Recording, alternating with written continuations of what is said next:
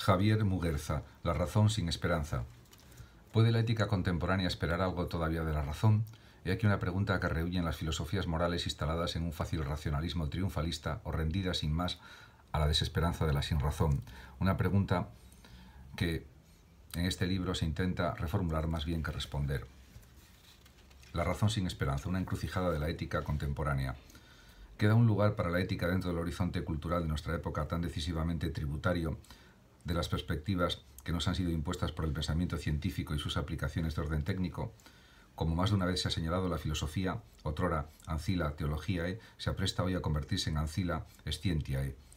por lo que no es en modo alguno sorprendente la intensidad con la que se cultiva la filosofía de la ciencia, ni el predominio de que goza en el conjunto de la producción filosófica contemporánea a escala mundial.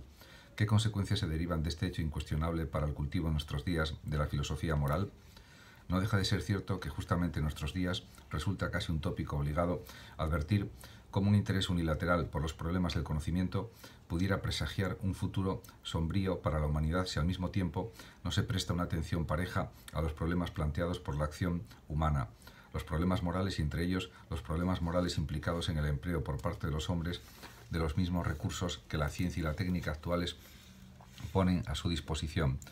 Pero no es menos cierto que con una especie de optimista confianza en el principio homeopático de que similia similibus curantur se espera de la ciencia y de la técnica, capaces desde luego de hacernos desaparecer buenamente de la faz de la tierra, la solución de todos nuestros males, incluidos aquellos que la ciencia y la técnica contribuyen a desencadenar o incrementar. ¿Por qué? Podríamos preguntarnos para seguir en esta vena filosofía moral y no en su lugar ciencias morales. Cuando en la actualidad se habla de estas últimas, no se está pensando de ordinario en la vieja categoría de las llamadas ciencias normativas, pues hoy tiende a considerarse sin duda, con razón, que no hay otras ciencias que las teóricas, y tampoco se alude de manera inmediata, por lo menos, a un conjunto de ciencias descriptivas del comportamiento humano, individual o colectivo, como lo puedan ser la antropología, la psicología o la sociología de la moral, sobre cuyas relaciones con la ética habría algo que decir en cualquier caso. Ahora bien, aun si la distinción entre ciencias teóricas y normativas no parece hoy tener mucho sentido, la no menos tradicional distinción entre ciencias puras y aplicadas conserva en cambio el suyo, comenzando por la antropología, la psicología o la sociología morales, entendidas ahora, al igual que el resto de las ciencias humanas y sociales, como ciencias explicativas, esto es, como ciencias que ofrecen o por lo menos buscan explicación de los fenómenos que estudian en vez de contentarse con su simple descripción. Así las cosas no es infrecuente, aunque probablemente sea abusivo, subsumir a las ciencias humanas y sociales bajo la simplificadora categoría de ciencias de la conducta. Y si por último pasamos, como con toda naturalidad cabría pasar, a interesarnos por las posibles aplicaciones de las mismas, nuestra pregunta originaria vendría ahora a concretarse en la de si no habría que encomendar a una prometedora tecnología de la conducta todos los cometidos que la ética haya podido usufructuar hasta la fecha. El apartado de la ética conocido un día como ética descriptiva, encargada de describir las muy diversas maneras humanas y en demasiadas ocasiones inhumanas de comportarse, ha acabado identificándose en efecto con las correspondientes ciencias morales descriptivas a que hacíamos antes referencia, pero como también sabemos los antropólogos, psicólogos y sociólogos de que hablábamos no siempre se limitan a estudiar un fenómeno dado, pongamos por caso la agresividad humana, sino pudieran aspirar a controlarlo, tratando por ejemplo de promover la mentalización del individuo o el consenso de la colectividad en pro o en contra de la guerra.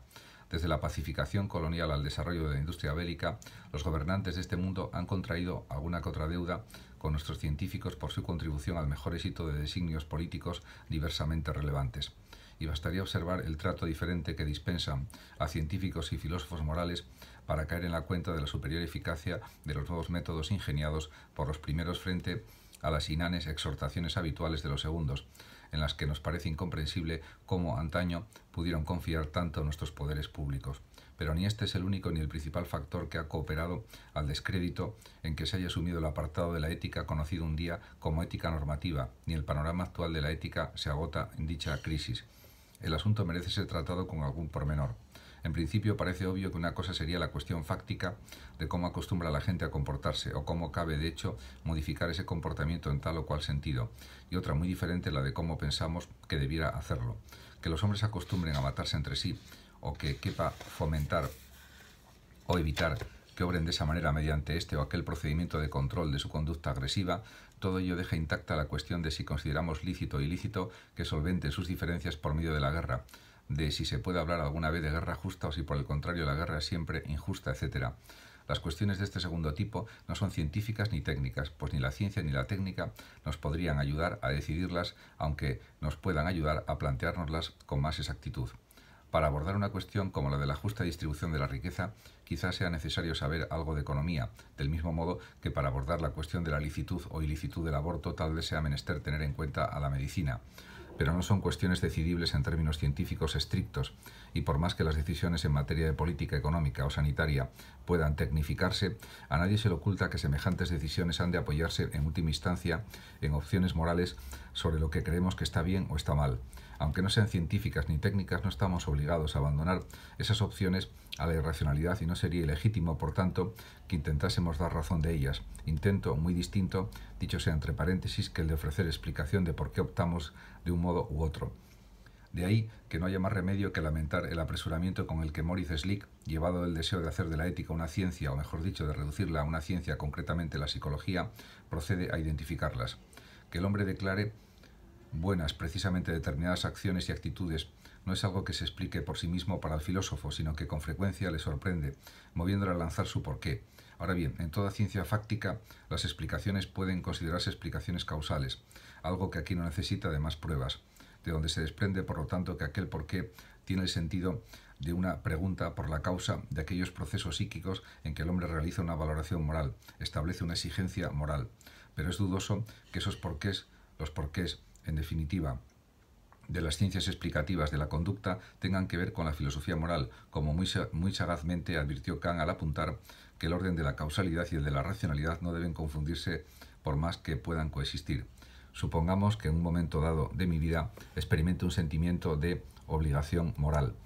como el de recoger con mi coche un hombre herido en la carretera, aun si ello me expone a llegar tarde a una cita importante. Si deseo conocer la causa de tal hecho, ¿por qué siento que debo recoger a ese hombre herido? Un psicólogo podría responderme, según sea conductista, psicoanalista o gestaltista, que la aparición de dicho sentimiento es resultado de un proceso de aprendizaje o adiestramiento en la imitación de determinados modelos de conducta, como la ayuda a otras personas, de manera que mi disposición a recoger al herido sería la respuesta previamente condicionada al estímulo de su presencia, o que mi sentimiento de obligación es antes bien interpretable como un sentimiento de piedad o de justicia, que habría que entender como una compensación o protección contra las tendencias de mi infancia a la crueldad o el egoísmo, o que se trata, en fin, más que de un hábito de conducta o un contrapeso de tendencias reprimidas, de un sentimiento originario e irreductible que experimento en virtud de la estructuración de mi vida emocional, de suerte que tras la emoción de contemplar a la persona herida, no puedo por menos de sentirme obligado a prestarle ayuda. Pero si me pregunto por qué debo recoger a ese hombre que me siento obligado a recoger, lo que estaré ya demandando no es ninguna causa de mi sentimiento de obligación, sino una razón de mi deber, razón que habría ahora de escoger de entre un surtido no menos variado de posibles respuestas. Debes anteponer la solidaridad con tu prójimo a tus intereses personales, de modo que párate y recoge a ese herido. Bueno, en realidad debes amarle tanto como a ti mismo, pero no necesariamente más. ¿No podrías avisar al servicio de auxilio en carretera? Mira, la caridad bien entendida empieza por uno mismo, así que acelera y allá se las componga cada cual. Y es de la provisión de estas razones específicamente morales de lo que a lo largo de los siglos se ha venido ocupando la ética normativa.